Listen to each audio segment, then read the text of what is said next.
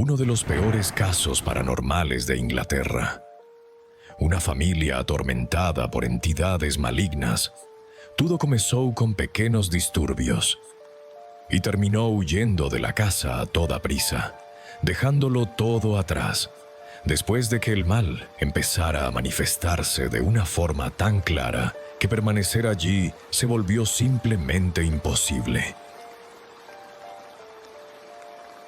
En la Willington Mill House, las señales comenzaron cuando algo pasó a caminar en la planta superior.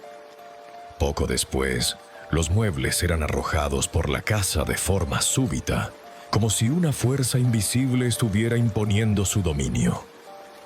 Voces surgieron, llamados directos, repetidos, una entidad que puso a prueba todos los límites de lo racional.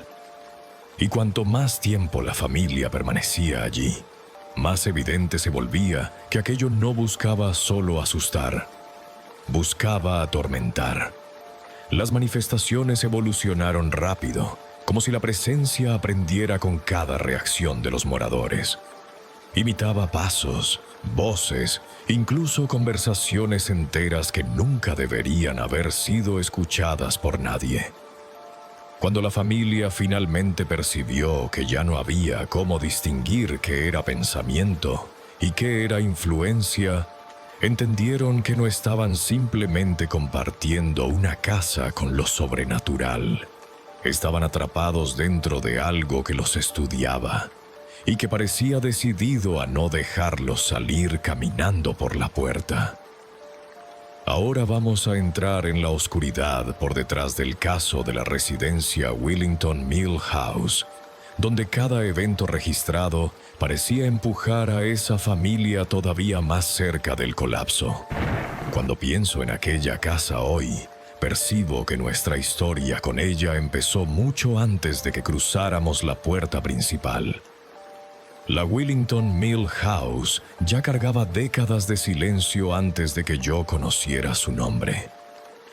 Era una construcción antigua, anterior incluso al pleno funcionamiento del molino, levantada en un trozo de tierra que nunca inspiró confianza en nadie, aunque pocos admitían eso en voz alta.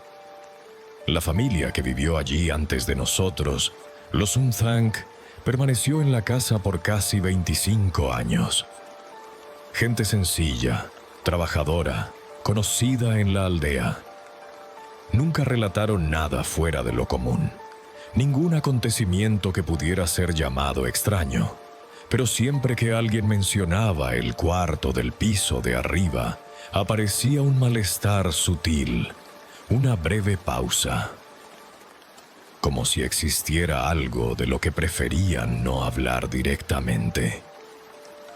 Los rumores más antiguos, esos que circulaban mucho antes de nuestra llegada, hablaban de una incomodidad antigua atrapada en aquel cuarto específico. Nada concreto, nada que pudiera ser señalado como prueba. Solo fragmentos de conversaciones, historias mal contadas, recuerdos imprecisos de habitantes que ya no están vivos para explicar lo que sabían. En aquella época, yo no le di importancia. Las casas viejas siempre vienen acompañadas de historias, y yo creía que si algo realmente hubiera ocurrido allí, habría dejado alguna señal clara, algún vestigio visible. Hoy sé que ciertas cosas permanecen quietas hasta que alguien nuevo aparece para escuchar. Y sin darnos cuenta, nosotros fuimos exactamente ese tipo de familia. La que llega pensando que todo está en silencio cuando, en realidad, el silencio ya era la primera advertencia. Cuando finalmente nos mudamos a la casa, en 1831, yo no imaginaba que aquel lugar cargara con ningún tipo de peso. Recuerdo la mañana en que llegamos. El cielo estaba claro. El molino trabajaba con un ritmo constante y Elizabeth parecía sinceramente animada con la mudanza. Los niños corrieron por el pasillo como si la casa les perteneciera desde hacía años. No había nada de malo, nada fuera de lugar. solo un nuevo hogar esperando para ser organizado. Pasé los primeros días examinando cada habitación, evaluando el tejado, el suelo, las cerraduras, las ventanas. Era una casa antigua, sí, pero sólida, el tipo de construcción que envejece despacio, manteniendo cierto respeto por sí misma. No encontré grietas significativas, ni marcas extrañas, ni ninguna señal que justificara los rumores inciertos que había escuchado antes. En aquel momento, todo me parecía exageración de pueblo. Miedos transmitidos de generación en generación sin ningún fundamento real. La rutina se instaló rápido. Elizabeth cuidaba de los niños. Yo administraba el trabajo en el molino y las noches eran tranquilas. Cenábamos temprano, apagábamos las lámparas de aceite y el silencio de la casa parecía el silencio natural de cualquier hogar. A veces el ruido del río se mezclaba con el viento, pero nada más llamaba nuestra atención. Hoy, cuando pienso en esos primeros meses, entiendo que la calma que sentimos no era una señal de seguridad. Era solo ausencia de perturbación, porque la casa no se reveló de inmediato. Esperó, observó casi como si estuviera estudiando nuestra rutina antes de romperla. Pero en aquella época yo no veía nada de eso. Creía que habíamos encontrado un buen lugar para criar a nuestros hijos, lejos del ruido excesivo de la ciudad, en un entorno que prometía estabilidad. Y de cierto modo, creo que eso es lo que hace que todo lo que vino después sea tan difícil de aceptar. Porque durante un tiempo, la Willington Mill House realmente pareció un hogar. Y nada, absolutamente nada, nos avisaba de que un día se convertiría en el centro del tipo de recuerdo que nadie desea cargar. Me acuerdo perfectamente de la primera noche. La niñera bajó las escaleras con el rostro tenso, diciendo que alguien estaba caminando en el cuarto vacío del piso de arriba. No era un ruido suelto. Ella describió pasos lentos, firmes, que iban y venían, como si alguien estuviera midiendo el espacio en la oscuridad. Tomé la lámpara y subí, esperando encontrar cualquier cosa que justificara el sonido. Pero en el instante en que puse el pie en el último peldaño, todo se detuvo. Aquel silencio casi irritante llenó todo el pasillo. Abrí la puerta del cuarto, miré cada rincón, presioné las tablas del suelo. Nada se movió. A la noche siguiente ocurrió otra vez. Los mismos pasos, el mismo trayecto, la misma sensación de alguien caminando solo en la oscuridad. Subí rápido. Silencio absoluto. La niñera insistía en que los sonidos eran nítidos y yo podía ver en su rostro que no se trataba de imaginación. Con el paso de las semanas, el patrón se volvió claro. Siempre de noche, siempre en aquel cuarto, siempre cesando un segundo antes de que yo llegara. Empezó a incomodarme hasta el punto de subir las escaleras, ya sabiendo lo que iba a encontrar. Nada, solo el aire quieto y la sensación de llegar tarde a algo que se escondía en el momento exacto de mi aproximación. Elizabeth también empezó a notar el comportamiento de la niñera. Las pausas, las miradas rápidas hacia el techo, y yo, aunque no lo admitiera abiertamente, ya sabía que había algo extraño en aquella interrupción perfecta. Como si la casa escuchara nuestros movimientos y se ajustara a ellos. Al principio era solo eso, pasos en un cuarto vacío. Pero había una precisión en aquello, una intención en la forma en que se detenían exactamente cuando yo me acercaba. Hoy, cuando vuelvo a esos recuerdos, comprendo que fue allí donde todo comenzó. Fue allí donde la casa dio la primera señal de que no estábamos solos. La primera vez que alguien dijo haber visto algo en la casa no vino de nosotros. Fue de la vecina. Ella apareció en la puerta una mañana cualquiera, pero se notaba que estaba intentando entender lo que había visto antes de decir cualquier cosa. Contó que la noche anterior había mirado hacia nuestro piso de arriba y vio a una mujer parada en la ventana, muy pálida, muy quieta, con la cabeza inclinada hacia un lado. Una de las manos estaba apoyada en el pecho y la otra caía al lado del cuerpo, como si estuviera suelta, sin ninguna intención. Le pregunté si no podía haber sido alguien de la casa, pero ella dijo que no, que la posición de aquella mujer era demasiado extraña, casi rígida, y que la ropa parecía demasiado clara, como para confundirse con cualquier cosa que hubiera dentro. Hablaba despacio, escogiendo cada frase, como si todavía estuviera intentando convencerse a sí misma de lo que había visto. En ese momento no le di mucha importancia. Pensé que podía haber sido algún reflejo, o que ella estuviera cansada. Hasta que, pocos días después, nuestros 2 hijos dijeron algo parecido. Estábamos preparando la cena cuando mi hija comentó, de repente, que había visto a una mujer parada en el cuarto del piso de arriba. Mi hijo lo confirmó sin dudar, diciendo que ella se quedaba mirando hacia afuera, muy quieta, casi como si estuviera esperando a alguien. Los 2 describieron lo mismo: cabeza inclinada, mano en el pecho, cuerpo inmóvil. Y ninguno de ellos sabía de la conversación con la vecina. Recuerdo la mirada que Elizabeth me lanzó. No era miedo, pero sí una duda imposible de ignorar.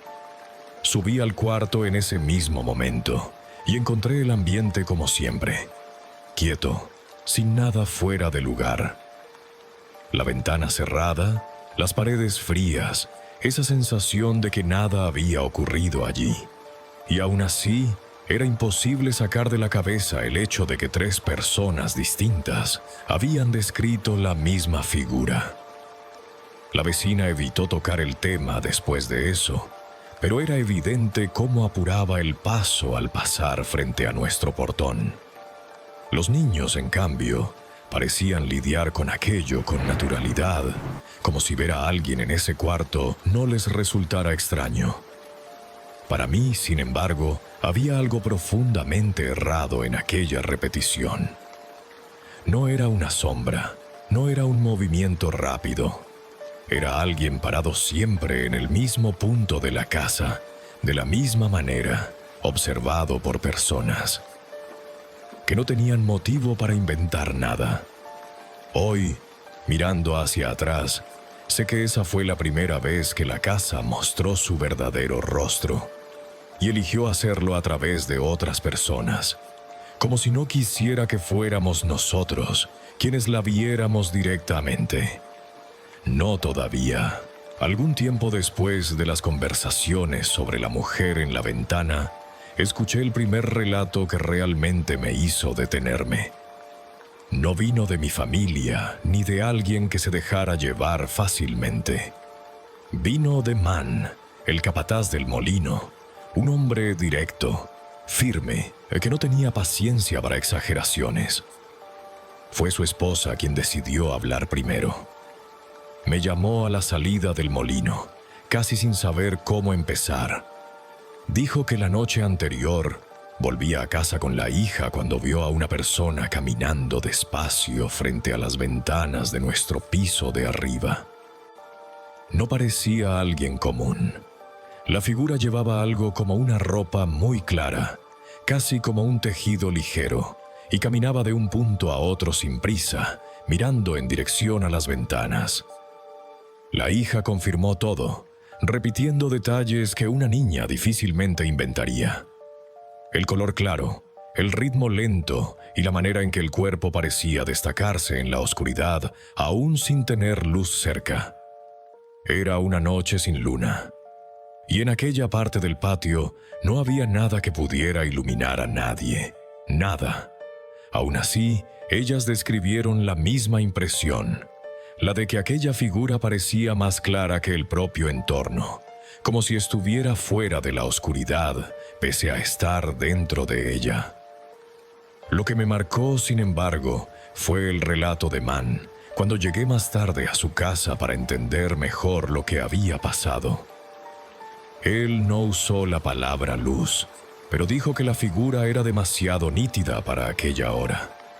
La vio por último, pocos minutos después de la esposa y de la hija, y contó que se quedó observando un rato, intentando identificar quién podría ser, hasta que percibió que había algo errado.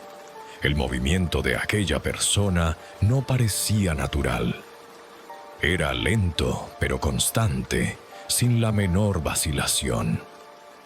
Él dijo que mientras observaba, la parte superior de la figura empezó a desvanecerse, primero la cabeza, luego los hombros, como si el cuerpo estuviera siendo borrado de arriba hacia abajo. Tardó unos segundos en desaparecer por completo. Man esperó un instante, pensando que tal vez volvería a aparecer, pero no ocurrió. Entonces fue hasta el patio para ver si encontraba alguna explicación, huellas, alguna fuente de luz, cualquier cosa. No había nada, aparte de la tierra oscura y el viento suave de la madrugada. Mientras hablaba, se notaba que no estaba intentando asustarme. Al contrario, parecía incómodo por no conseguir encajar aquello en nada que conociera. Man siempre fue práctico. Nunca le gustó perder el tiempo con historias, mucho menos señalar algo que pudiera tomarse como fantasía. Pero aquella noche, lo que vio escapaba por completo de lo que entendía como normal. Recuerdo la forma en que terminó el relato.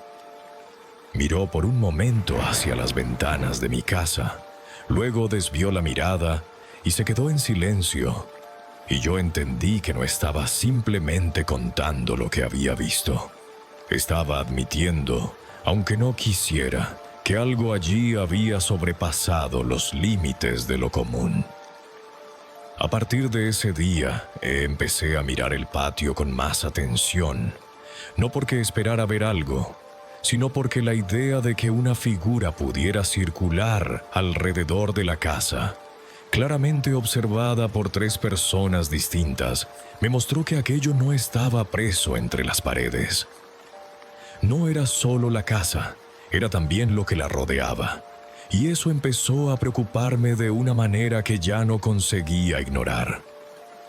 Los relatos de los niños comenzaron de forma casi casual, como si formaran parte de la rutina. Nada dramático, nada que sugiriera miedo inmediato.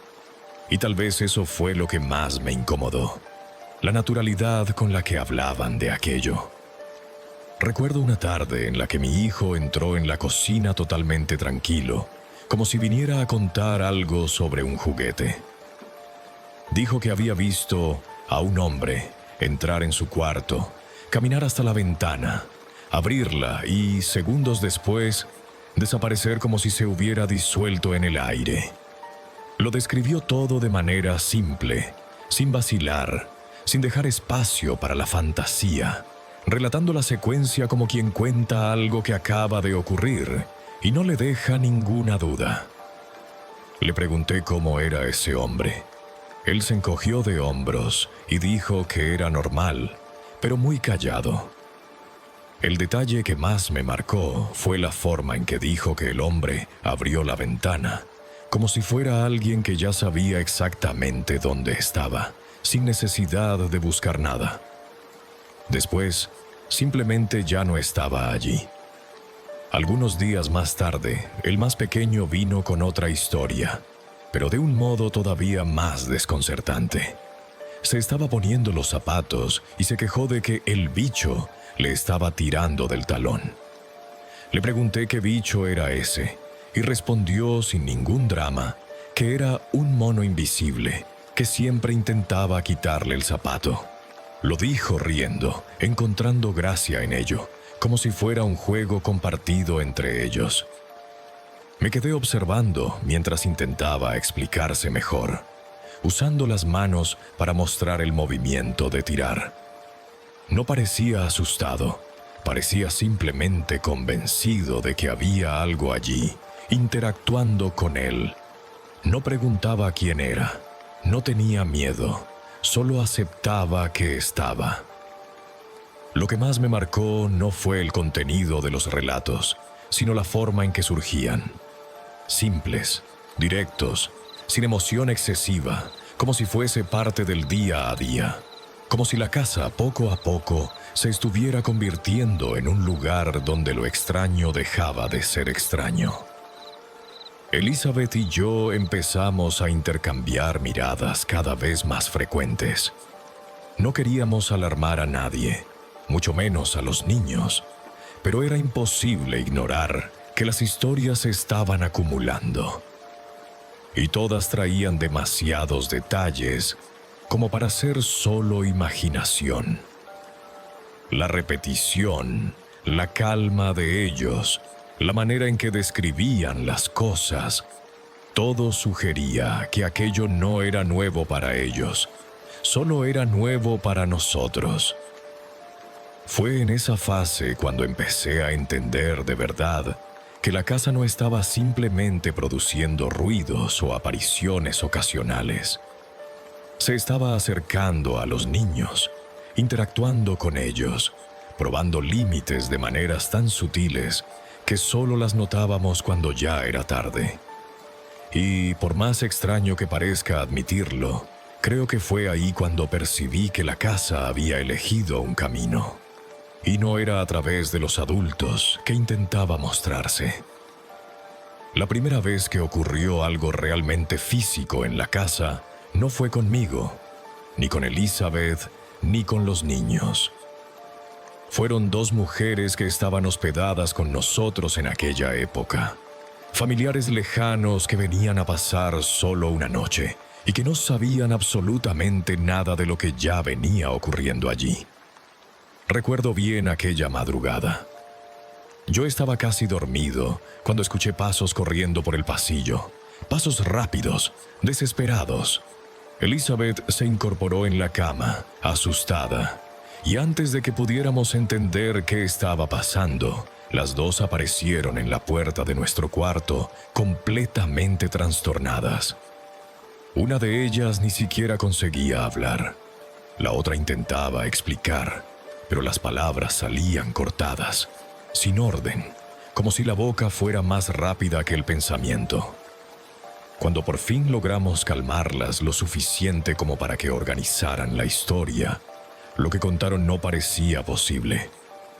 Estaban acostadas, conversando, esperando a que les llegara el sueño, cuando la cama simplemente se levantó del suelo. No se sacudió, no se deslizó, no dio ningún aviso. Se levantó.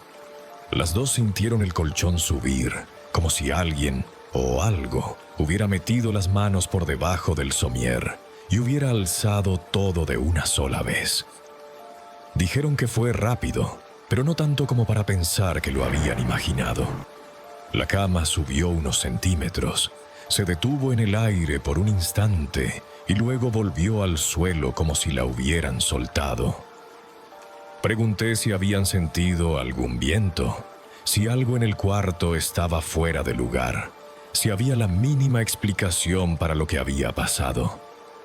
Negaron con la cabeza enseguida. Nada se movió aparte de la cama. Las ventanas estaban cerradas, las cortinas quietas y no hubo ningún ruido antes del suceso. Solo el cuarto silencioso y de repente la cama siendo levantada como si alguien se hubiera colocado debajo de ella. Las dos estaban tan conmocionadas que seguían temblando minutos después, como si el cuerpo no hubiera logrado acompañar lo que la mente acababa de registrar. Una repetía que sintió el estómago subir, como si estuviera en un columpio que había sido empujado demasiado alto. La otra se agarraba a los brazos con fuerza, intentando contener el temblor. Fui al cuarto de ellas para ver si encontraba algo extraño y no vi nada. El somier estaba normal, la estructura firme, la cama en la misma posición de siempre. El cuarto no tenía absolutamente nada que explicara lo que describieron. No había cuerdas, ni objetos movidos, ni señal alguna de fuerza física externa. En ese momento, Elizabeth me miró con un tipo de preocupación que yo aún no había visto en ella hasta entonces. No era miedo a lo desconocido, era miedo a algo que acababa de manifestarse sin esconderse, sin prisa, sin intentar parecer otra cosa distinta a lo que realmente era. Hasta ese día, todo lo que habíamos vivido podía ser puesto en duda, reinterpretado, ignorado. Pasos, relatos, apariciones, todo podía atribuirse a coincidencias, errores o imaginación. Pero una cama levantándose del suelo, con 2 personas encima, en silencio absoluto, eso no dejaba espacio para la duda. La casa había hecho algo que no necesitaba ser visto para demostrar que estaba allí. Y esa fue la primera noche en la que yo realmente deseé que todo aquello fuera solo un malentendido. Después de la noche en que la cama se levantó, algo cambió en la casa. No de forma evidente, no en algo que se pudiera señalar con el dedo. Era el ambiente, la manera en que el pasillo parecía más atento, el silencio más largo de lo que debía. Pero por más que eso nos incomodara, seguíamos intentando mantener nuestra rutina. Y había otro motivo para mantener las apariencias. El molino no se detenía. Todos los días llegaban personas de fuera, supervisores, familiares, viajeros relacionados con el trabajo. Era común que alguien pidiera una habitación para pasar la noche, sobre todo quienes venían de lejos. Los caminos eran largos, las posadas eran pocas y, en aquella época, casi era una obligación ofrecer alojamiento a quien estuviera al servicio del negocio de la familia. Y nadie sabía lo que estaba pasando dentro de la casa. No hablábamos de eso, ni con vecinos, ni con visitantes. No queríamos esparcir miedo, ni convertirnos en motivo de comentario en la aldea. Por eso, cuando 2 mujeres, parientes de uno de los trabajadores, necesitaron dormir allí por una noche, no había razón para negarse. Llegaron cansadas, cenaron con nosotros, conversaron con Elizabeth y se acostaron sin imaginar nada de lo que ya venía ocurriendo. Fue en medio de esa madrugada cuando todo ocurrió. Estaban acostadas cuando la cama empezó a temblar. Al principio fue un movimiento leve, casi imperceptible, como si alguien hubiera golpeado el somier. Pero en pocos segundos la cama empezó a sacudirse con verdadera fuerza. No era una simple vibración, no era un balanceo. Era como si alguien estuviera empujando toda la estructura de un lado a otro, intentando tirar a las 2 al suelo. Dijeron que intentaron levantarse, pero el movimiento era tan fuerte que apenas conseguían mantener los pies firmes. Y fue en ese momento cuando las cortinas comenzaron a abrirse y cerrarse solas. No lentamente, no como si el viento estuviera pasando, eran tirones. Abre, cierra, abre, cierra. Siempre con el mismo ritmo, como si alguien estuviera comandando el movimiento desde dentro de la oscuridad. Los gritos de ellas resonaron por el pasillo. Elizabeth y yo corrimos de inmediato y, antes incluso de abrir la puerta, escuchamos el impacto de la cama golpeando el suelo. Cuando entramos, todo se detuvo en el mismo instante. La cama aún vibraba, debilitándose poco a poco, como si hubiera sido soltada segundos antes. Las cortinas se movían, pero la ventana estaba cerrada y trancada. Las 2 estaban en estado de shock. Una lloraba, la otra respiraba a sobresaltos, incapaz de mantenerse de pie. No era un pánico exagerado, era el tipo de susto que se apodera del cuerpo entero, ese temblor involuntario que no se controla. Examiné todo sin saber qué debía buscar. El cuarto estaba intacto. Nada roto, nada fuera de lugar, ni una señal de que algo físico hubiera provocado aquello. Y la expresión de las dos dejaba claro que no estaban inventando nada. Habían vivido aquello demasiado de cerca como para dudar. Cuando Elizabeth me miró aquella noche, entendí algo que había estado evitando admitir. Nada de lo que estaba ocurriendo allí quería solo asustar. Aquello quería afirmarse, quería ser visto, quería ser sentido. Y había elegido hacerlo de una forma tan directa que parecía, de algún modo, mostrar que ya no nos veía como simples moradores. La casa estaba reaccionando y empezaba a perder el cuidado de parecer discreta. A pesar de todo lo que ya habíamos vivido, la casa no hizo nada durante algunos días. Pero eso no trajo paz. Trajo un tipo de silencio que parecía estar esperando algo, como si nosotros fuéramos el intervalo y no el descanso. Esa semana llegaron 2 mujeres que necesitaban dormir allí antes de seguir viaje al amanecer. Eran tranquilas, educadas, agradecidas por el alojamiento. No tenían ningún motivo para imaginar lo que ya había sucedido en aquel cuarto. No había nada en sus rostros que demostrara preocupación. Serían solo 2 huéspedes más. O al menos eso era lo que yo quería creer. Subieron temprano para acostarse y yo intenté hacer lo mismo. Pero me desperté en medio de la madrugada sin ninguna razón que pudiera explicar. No hubo ruido. No hubo viento. No hubo nada. Me desperté de repente, como si alguien me hubiera tirado de vuelta a la conciencia. Me incorporé en la cama y me quedé quieto, intentando entender por qué mi cuerpo había reaccionado de ese modo. La sensación que tenía no era miedo ni alerta. Era pura extrañeza, como si algo estuviera fuera de lugar y yo no lograra identificar qué era. Fue en ese instante cuando escuché los golpes. 3, rápidos, suaves, precisos. Luego otros 2. Un pedido de ayuda contenido, casi ahogado. Cuando abrí la puerta, ellas 2 estaban allí. Y lo que vi en sus rostros fue diferente a todo lo que ya había visto en esa casa. No era pánico. No era histeria. Era shock. Puro, crudo, profundo. La primera tenía las manos temblando, pero no alzó la voz. La segunda estaba completamente pálida, como si hubiera perdido la mitad de la fuerza del cuerpo.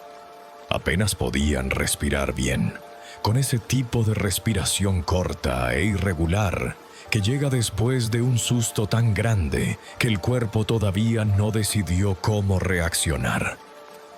Les pedí que hablaran, pero no empezaron con explicaciones. Empezaron con negaciones. No nos dormimos. No lo imaginamos. Ella estaba ahí. Solo después, una de ellas consiguió decir las palabras que me helaron el estómago. Ella salió de la pared. Las 2 comenzaron a hablar al mismo tiempo, atropellando frases, intentando describir la escena antes de que la propia memoria se deshiciera por lo absurda que era.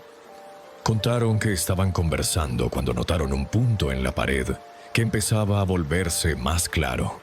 No como una luz, sino como si la madera estuviera siendo empujada desde dentro. La forma empezó a aparecer allí. Primero el contorno, luego el rostro, después el cuerpo entero atravesando la habitación, como si la pared fuera agua. Las 2 describieron exactamente lo mismo, con detalles demasiado idénticos como para ser coincidencia. La cabeza caída hacia un lado, como si el cuello no tuviera fuerza.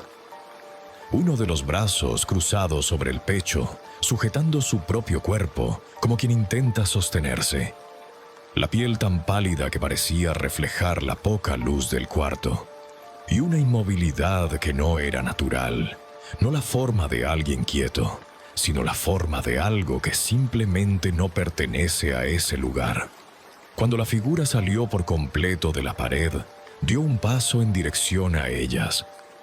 Las dos intentaron reaccionar. Intentaron levantarse, llamarnos, incluso empujarse una a la otra para conseguir moverse. Pero nada funcionó. El cuerpo no les respondió. Los músculos se quedaron rígidos. La garganta no dejaba salir sonido alguno. Intentaron abrir la boca, pero solo lograban tomar aire, como si hubieran corrido durante mucho tiempo. La figura se inclinó hacia adelante, como si las estuviera observando de cerca. No las tocó, pero se acercó lo suficiente como para que sintieran que aquello tenía intención. Una de ellas repitió que tuvo la certeza absoluta de que la mujer estaba mirando dentro de ellas. Y entonces la figura retrocedió. Despacio, paso a paso, se volvió, atravesó de nuevo la pared y desapareció por completo, sin dejar marca, sin ruido, sin ninguna distorsión. Cuando terminaron de contar, el shock seguía atrapado en el cuerpo de las dos. Los dedos les temblaban solos. Las rodillas casi no soportaban el peso. Una de ellas se sujetaba el propio brazo, como si intentara recordarse a sí misma que era real, que todavía estaba allí. Me pasé la mano por la cara sin notar que yo también estaba temblando. No era solo por lo que ellas habían visto, sino por lo que ese hecho significaba. La casa ya no estaba moviendo objetos. Ya no estaba probando límites con ruidos o con camas. Ya no estaba intentando asustar a visitantes. Había atravesado la pared. Había entrado en el cuarto. Se había acercado. Había observado. Y luego había vuelto al lugar donde estaba. Como si ese sitio, detrás de la pared, fuera tan real como cualquier otro rincón de la casa. Como si el cuarto fuera solo un escenario. Y nosotros, apenas espectadores. Fue la primera vez que sentí, sin poder evitarlo, que la casa tenía una intención. Y que, tarde o temprano, esa intención iba a llegar hasta nosotros. Después de escuchar ese relato, me di cuenta de que todos dentro de la casa cargaban la misma pregunta. ¿Cuándo me va a pasar a mí? Lo veía en las miradas, lo veía en Elizabeth. Ella ya no miraba nuestra cama preguntándose si algo iba a aparecer allí, sino cuándo. Y cuanto más intentaba sacar ese pensamiento de la cabeza, más volvía. Hasta que poco antes del amanecer, justo cuando yo pensaba que por fin estaba logrando dormir, Elizabeth se despertó de golpe. Se incorporó tan rápido que mi corazón se disparó. No fue un sobresalto común. El cuerpo de ella se lanzó hacia arriba como si hubiera recibido una descarga, o como si alguien la hubiera tirado bruscamente de los hombros. Yo apenas alcancé a decir su nombre, pero ella no respondió. Se quedó sentada, absolutamente inmóvil, con la mano sobre el regazo y el pecho subiendo y bajando en respiraciones entrecortadas. El aire parecía dolerle al entrar, y los dedos estaban tan tensos que parecía que fueran a quebrarse. Le toqué el brazo y sentí el frío, no un frío normal de madrugada, sino un frío profundo, de hielo atrapado bajo la piel. Elizabeth, ¿qué fue eso? Ella giró el rostro hacia mí de una forma que nunca voy a olvidar. Tenía los ojos muy abiertos, pero no de pánico, sino de certeza. Certeza de quien vio algo, de quien sintió algo. Entonces levantó la mano despacio, como si al hacerlo estuviera levantando su propio miedo al mismo tiempo, y señaló el pecho. La voz le salió rota, baja, pero cargada de una angustia que yo nunca le había escuchado. Había una mano aquí, Joseph. No fue un susurro, no fue un lamento, fue un grito ahogado, desesperado, como si una frase hubiera estado atrapada dentro de ella y hubiera estallado al salir. Y cuando dijo eso, la convicción fue tan brutal que sentí mi propio cuerpo volverse rígido. No había espacio para la duda, no con ese tono, no con esa postura. Una mano, aquí, repitió, golpeando el propio pecho con la palma. Lo sentí todo, todo, Joseph. Los dedos bajando, el peso, la presión. Empezó a marcar con la punta de los dedos el recorrido, como quien rastrea un trauma en la propia piel. Aquí, aquí y aquí. Cada punto que tocaba parecía dolerle. Los dedos le temblaban tanto que tuve que sujetarle las manos para que pudiera seguir hablando. No fue un sueño, Joseph. Respiró hondo, buscando fuerzas. Yo intenté empujar. Me desperté intentando empujar. Y la voz le falló un instante. La mano empujó de vuelta. Aquello me atravesó por completo. Ya no era una aparición distante, una sombra en el pasillo, un movimiento de cama. Era un contacto directo, físico, consciente, un contacto que respondió a ella. Elizabeth llevó ambas manos al pecho, presionando como si intentara borrar la memoria del toque, pero no pudo. La voz le salió entre sollozos contenidos. Los dedos estaban helados, Joseph, tan helados, pero pesados. No era un peso humano. No podía respirar. Yo pensé que iba a morir. Empezó a llorar sin lágrimas, ese llanto silencioso, seco, que aparece cuando el cuerpo está demasiado en shock como para producir emoción. La atraje hacia mí, y ella prácticamente se dejó caer en mis brazos, con las manos todavía apretando el lugar donde había sentido a la entidad. Y allí, sujetando a mi esposa mientras temblaba como si aún la estuvieran tocando, entendí algo que nunca había admitido en voz alta. Aquella cosa ya no estaba intentando asustar a nadie. No quería solo mostrarse, no quería solo ser vista. Quería contacto, quería proximidad, quería cruzar la última frontera, el cuerpo. Elizabeth apoyó el rostro en mi hombro y susurró con la poca voz que le quedaba. Joseph, ella sabía que yo me estaba despertando. No se fue, esperó. Ella me sujetó. Yo no dije nada, no intenté negar, no intenté ofrecerle lógica, porque los dos lo sabíamos. Lo sabíamos desde el episodio anterior, lo sabíamos al mirar los ojos de las otras mujeres. Ya no era un fenómeno, era alguien. La mantuve abrazada durante mucho tiempo, hasta sentir que el temblor del cuerpo de ella disminuía. Pero el miedo no disminuyó en mí porque, por primera vez, desde que todo empezó, comprendí la dimensión de aquello. No era nuestra casa lo que estaba siendo invadido.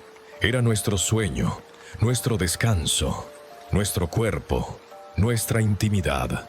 Y cuando miré el lugar de la cama donde Elizabeth dormía, entendí que nunca más lograríamos acostarnos allí con la inocencia de antes. La entidad ya no estaba al otro lado de la pared, ni en el pasillo, ni en el cuarto de al lado. Estaba con nosotros, en medio de la noche, en el espacio donde solo nosotros dos deberíamos existir. A la noche siguiente, intenté permanecer despierto el mayor tiempo posible. Después de lo que le había ocurrido a Elizabeth, mi cuerpo se resistía a aceptar la idea de cerrar los ojos dentro de esa casa. Escuchaba su respiración, baja, todavía inestable, y me mantenía atento a cualquier cambio. La casa parecía más grande, o como si cada rincón estuviera a la espera de algo. Aún así, el cansancio me venció y, cuando me di cuenta, me había quedado dormido sentado, con el brazo apoyado sobre las piernas.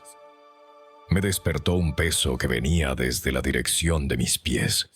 No fue un sobresalto ni un toque, fue el colchón hundiéndose, como cuando alguien se sienta despacio, usando todo el peso del cuerpo. El colchón se dio un poco más, como cuando la persona se acomoda para quedarse firme. La sábana se estiró contra mis pantorrillas. Sentí la presión subir por las piernas, empujando mi cuerpo un poco hacia adelante, y la madera crujió breve, ahogada. Levanté los ojos sin mover el resto del cuerpo. Había un hombre sentado en el borde de la cama, de espaldas a nosotros. Tenía el torso inclinado hacia adelante, como quien apoya los brazos sobre las rodillas, y la cabeza baja, girada un poco hacia la izquierda. No hacía nada, solo ocupaba el lugar. Su peso mantenía la cama hundida hacia abajo, y yo lo sentía en las piernas. La respiración de Elizabeth llegaba cerca de mi hombro. Cuando ella se movió en la almohada, con un gesto mínimo, la cama se hundió un poco más, como si el hombre sentado hubiera ajustado la posición al mismo tiempo. Ese pequeño ajuste recorrió mis piernas como un choque. La boca se me secó. Quise hablar, pero la voz no salió. Pasé la mirada por la línea de sus hombros, por la curva de la nuca, por la forma en que la tela de la cobija formaba un pliegue donde él estaba sentado. No había temblor, no había balanceo. Era una presencia firme. Me acordé de la mano en el pecho. De Elizabeth, ahora era distinto. Ya no era un toque sobre un cuerpo dormido.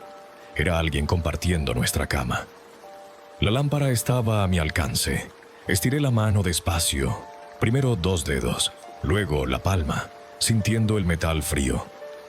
El gesto era pequeño, pero por dentro me parecía enorme. Sujeté la base para que no golpeara. Giré la ruedecilla con cuidado. La mecha prendió. La llama subió. En ese mismo instante él ya no estaba allí. El extremo de la cama quedó vacío, pero el peso continuó. El colchón siguió hundido, atrapando mis piernas. 1, 2, 3 segundos enteros, como si el hombre aún estuviera terminando de levantarse.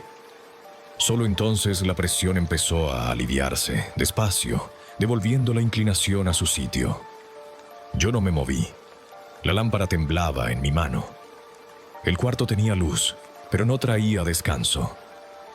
La sábana seguía arrugada hacia abajo, marcando el punto donde él había estado. Elizabeth abrió los ojos por la claridad. Miró primero hacia mí y entendió antes de preguntar. Su mano subió hasta mi brazo y se quedó allí, firme. Señalé con el mentón hacia el final de la cama. Ella siguió el gesto y vio la marca. Joseph, asentí. Tardé en encontrar la voz. Él se sentó aquí. Ella apretó mi brazo. Ya no había nada que discutir. Nuestro lado de la cama parecía más pequeño, como si el espacio hubiera sido recortado. Nos quedamos los dos mirando la marca durante más tiempo del que tenía sentido. Escuchaba la respiración de Elizabeth, ahora más rápida, y mantenía la lámpara encendida como si eso fuera a sujetar el cuarto en su lugar. Cuando el colchón volvió por completo, el pliegue de la sábana permaneció. Pasé la mano por encima, sin llegar a tocar de verdad, como quien mide una distancia. La sensación en las piernas todavía no había desaparecido del todo. Era como si el cuerpo recordara. Elizabeth retiró los pies.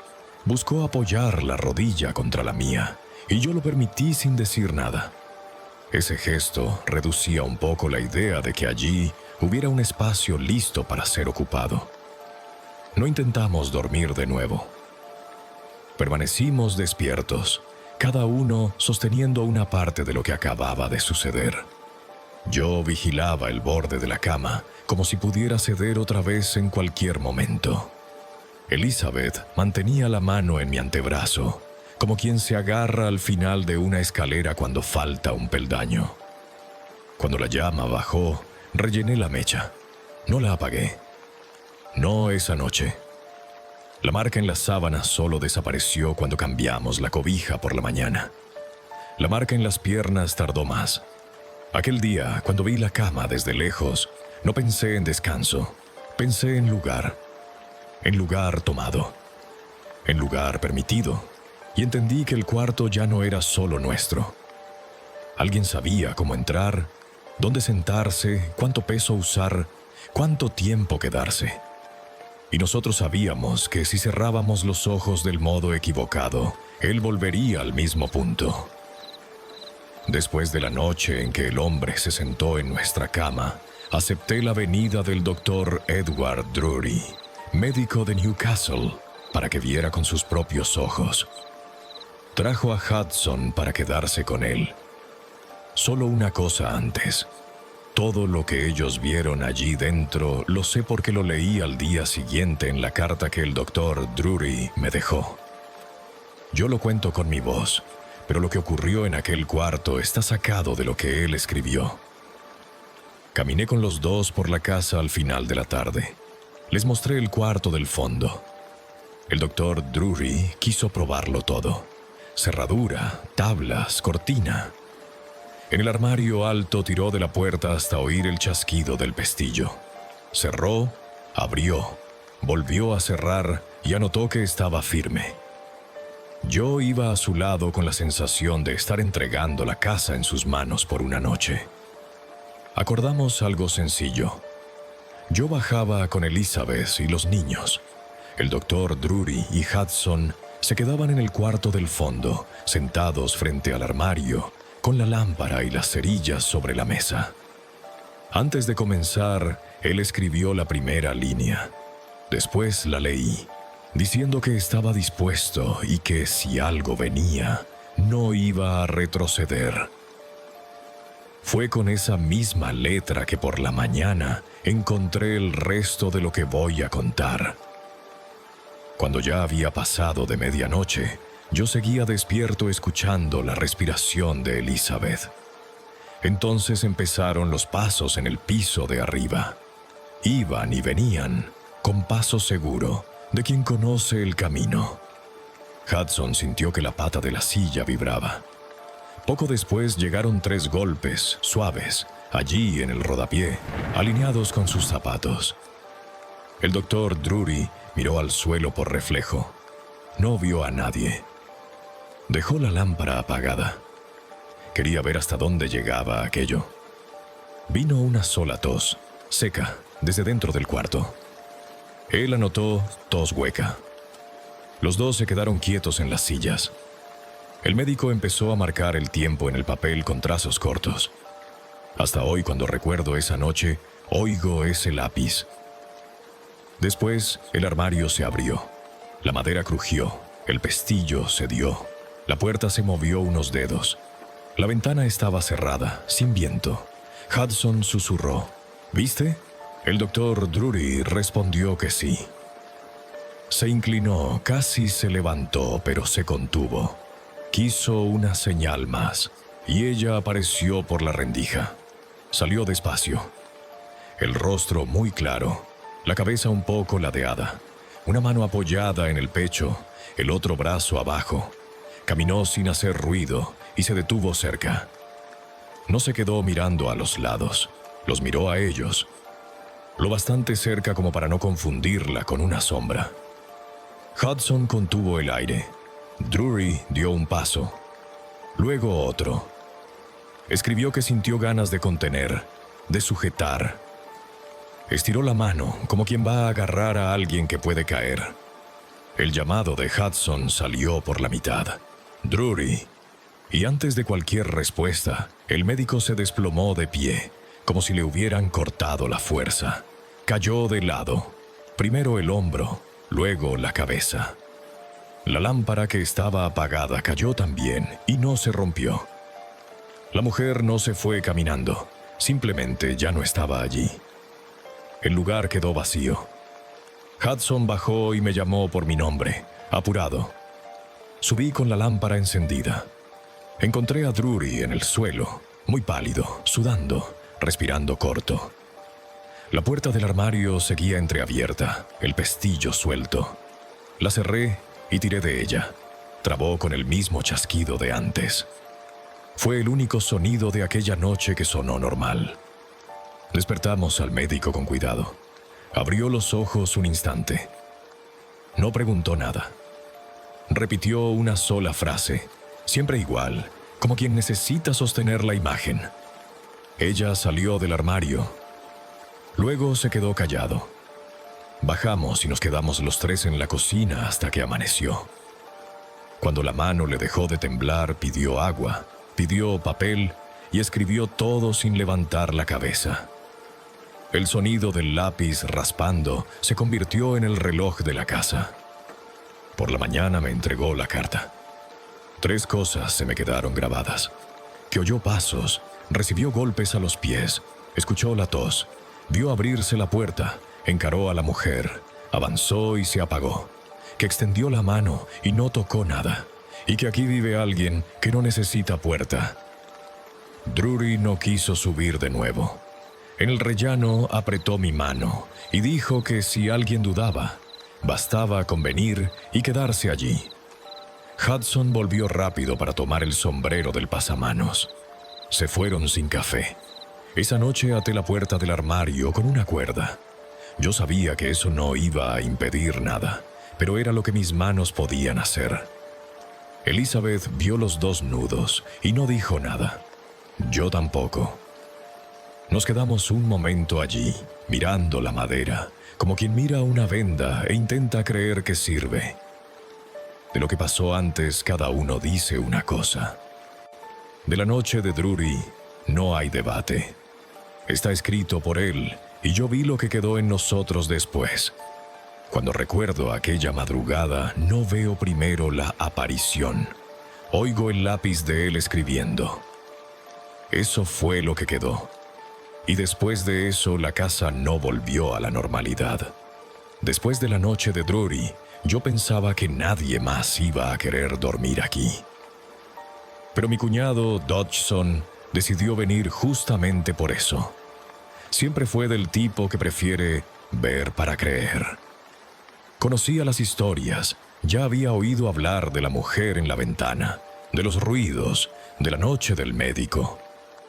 Y aún así dijo que venía. Comentó que si tenía que tener miedo de algo, quería tener miedo de algo que hubiera visto él mismo. Aquella noche le dejamos un cuarto en el piso de arriba, cerca de la escalera. Elizabeth y yo bajamos como de costumbre.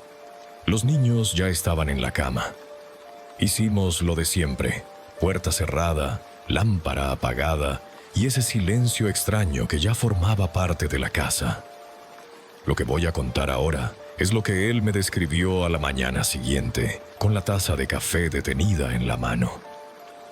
Dijo que estaba acostado, despierto, escuchando los crujidos habituales de la madera, cuando notó que el sonido había cambiado. Ya no eran tablas cediendo, eran pasos, pasos que subían la escalera. Empezaron allá abajo, un escalón cada vez. Contó que se podía seguir el camino solo por el sonido. Primero el comienzo de la escalera, luego la parte del medio, después el tramo final, casi a la altura de la puerta del cuarto. No eran pasos arrastrados ni apresurados. Eran pasos de alguien que sube con calma, seguro de a dónde va. Él se quedó esperando que alguien llamara a la puerta. Nadie llamó. Cuando el sonido se detuvo justo a la altura del rellano, oyó 3 golpes en el pasamanos.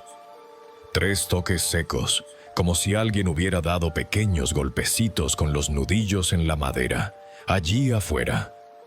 En ese momento se levantó decidido.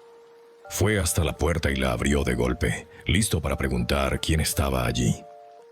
El pasillo estaba vacío, escalera vacía, nadie. Él me dijo que se quedó allí, parado en el umbral, con la puerta abierta, sin saber si me llamaba o si bajaba. Y fue mientras estaba ahí, mirando hacia la escalera, cuando los pasos volvieron, solo que ahora bajando. Delante de él, justo frente a sus ojos. Y no veía a nadie. El sonido descendía peldaño a peldaño, con el mismo ritmo de antes, solo que en sentido contrario, como si la misma persona hubiera decidido regresar. Desde el rellano hasta allá abajo, el ruido marcaba cada pisada. Él se quedó quieto, sujetando el picaporte, escuchando cómo aquello se iba. Los golpes no se repitieron. No hubo puerta abriéndose allá abajo. No hubo voz. solo el final de los pasos y nada más. Mientras me lo contaba, por la mañana, no hablaba como quien quiere impresionarme. Hablaba como quien todavía intenta entender. Sujetaba la taza con fuerza, miraba de vez en cuando hacia la escalera, como si esperara volver a oír algo. Cuando terminó el relato, dijo solo una frase, simple, sin exagero. Anoche, Joseph, esa escalera me mostró que aquí vive alguien más. Yo no necesité corregir ni completar. La descripción que hizo de los pasos, del ritmo, de la forma en que subieron y bajaron, era la misma que yo ya conocía de otras noches. La diferencia es que esta vez no fue conmigo, fue con él, y fue de frente a la puerta. Si la historia terminara en la noche de Drury, ya sería suficiente, pero no terminó. Después de aquella vigilia, yo tenía una esperanza escondida. Ahora que esto fue expuesto, ahora que alguien de fuera lo vio, quizá las cosas paren. No pararon, solo fueron cambiando de forma. No era todos los días, no era todas las noches, pero era lo bastante frecuente como para no dejarnos olvidar. Un tiempo fueron más pasos, en otro período más golpes, en otro susurros que Ninguém asumía haber hecho. Nada tan grande como un médico cayendo al suelo, pero el tipo de cosa que sumada va vaciando a uno por dentro. Y entonces viene la pregunta que mucha gente hace, aunque no la diga en nuestra cara. Si era así, ¿por qué no se fueron de allí? La respuesta no es bonita. Es una mezcla de necesidad, terquedad y miedo. El molino era nuestro sustento. La casa estaba junto al trabajo. Salir de allí no era solo cambiar de techo. Era desmontar la vida entera, cambiar de negocio, empezar de cero en otro sitio, con familia y todo. No era sencillo vender una propiedad que ya cargaba una fama extraña. ¿Quién la compraría? Y si la comprara, ¿por cuánto? No teníamos dinero de sobra para arriesgar. Al principio también nos engañábamos un poco. Cada vez que pasábamos algunos días sin ruidos, sin nada más fuerte, aparecía el pensamiento: quizá ya pasó. Uno se agarra a eso más de lo que quisiera. Es humano. Los criados lo sintieron antes que nosotros. Primero desaparecieron las bromas. Después empezaron los pedidos para irse por un asunto de familia, porque había surgido otra oportunidad, porque el camino era muy largo. Casos distintos, excusas parecidas. En el fondo se notaba que era miedo. Hubo una criada que pidió dormir con la puerta entornada porque decía oír a alguien detenerse frente a su cuarto por la noche. Después de algunas semanas, se fue. Hubo un muchacho que trabajaba en el molino y ocupaba uno de los cuartos de arriba que me dijo, con sinceridad, que prefería dormir en un granero sin techo antes que allí. Con cada uno que se iba, quedaba un peso en el aire. No era solo un empleado menos. Era una persona más que la casa había apartado. Dentro de la familia la cosa se fue volviendo más silenciosa. Hablábamos menos del tema, pero vivíamos más encima de él. Elizabeth y yo empezamos a dormir en un estado extraño. No es miedo abierto, no es calma. Es un punto medio agotado. Uno se acuesta, pero el cuerpo no cree que pueda descansar del todo. Los niños fueron creciendo con eso de fondo. Yo no quería que crecieran con la idea de una casa embrujada, así que muchas cosas las atribuía a cosas de la madera, viento, eco. Pero los niños se dan cuenta. Veían cómo mirábamos hacia la escalera cada vez que venía un ruido distinto. Percibían el intercambio de miradas entre Elizabeth y yo. Y ahí entra otra parte de la verdad. También había vergüenza. No es fácil admitir que uno vive en una casa donde esas cosas pasan. Mucha gente, cuando lo oye por primera vez, piensa que es exageración, invento o cosa de cabeza débil. Así que durante un tiempo me resultaba más fácil lidiar con el miedo en silencio que con la duda y el juicio de los demás. La casa solo se volvió realmente insostenible cuando, además del miedo, llegó el cansancio. Esa sensación de que ningún cuarto es neutro. Uno va a la cocina y se acuerda de una noche en la que escuchó algo allí.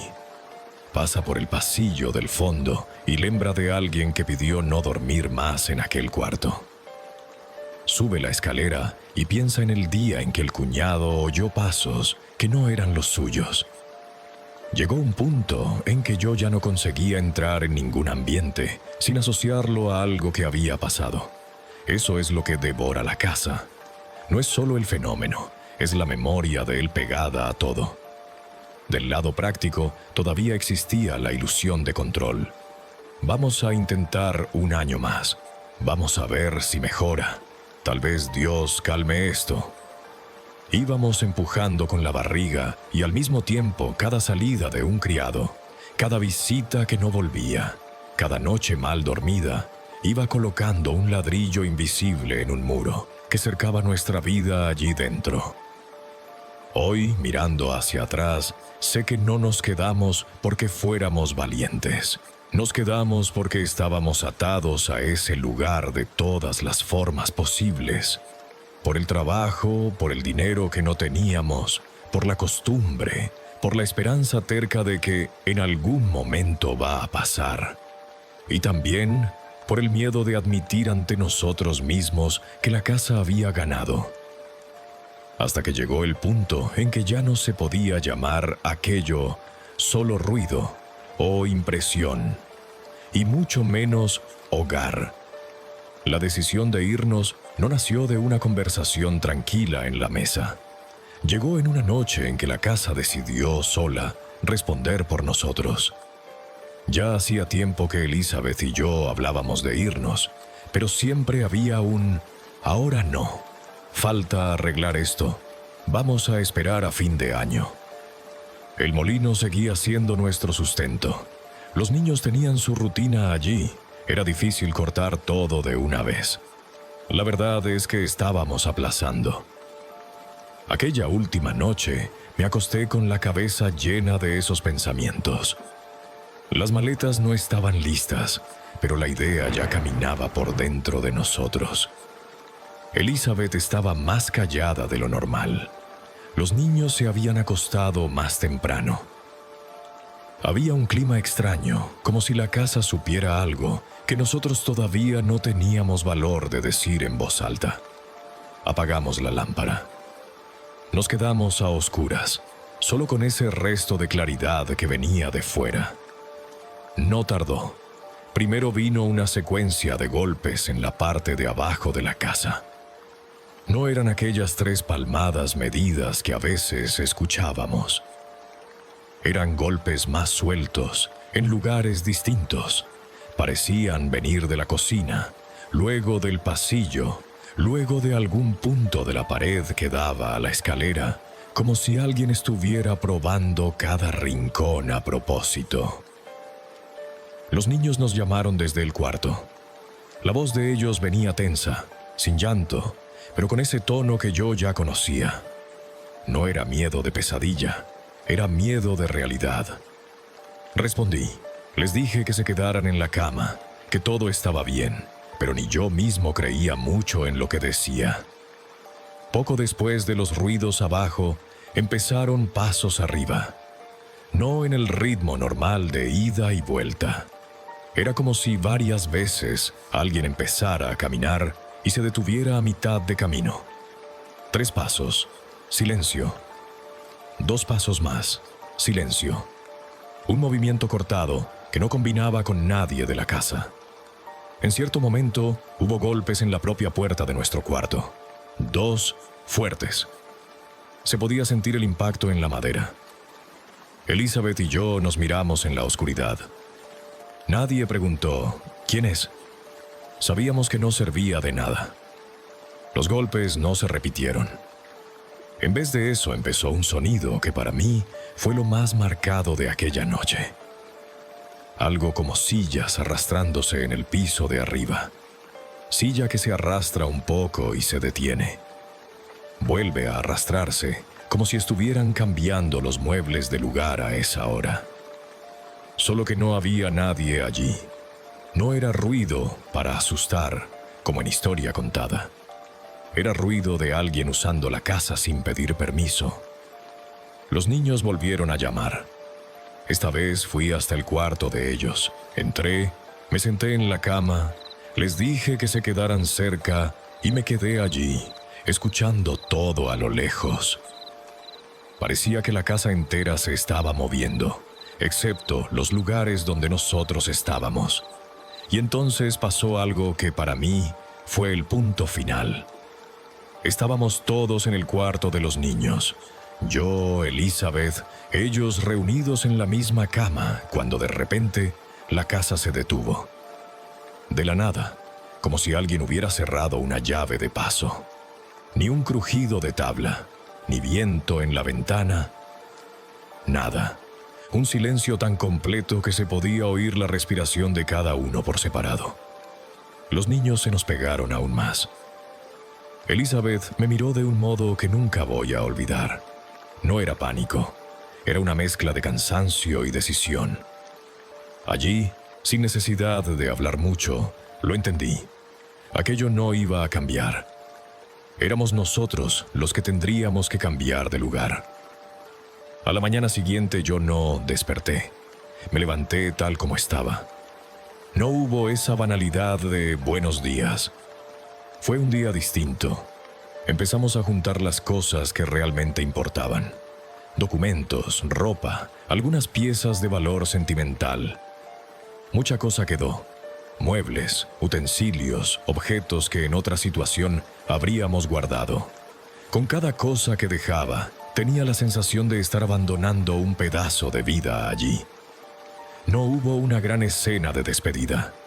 No hubo discurso en la puerta. Hubo silencio. Cerramos la puerta principal como en cualquier otro día, pero la sensación era otra.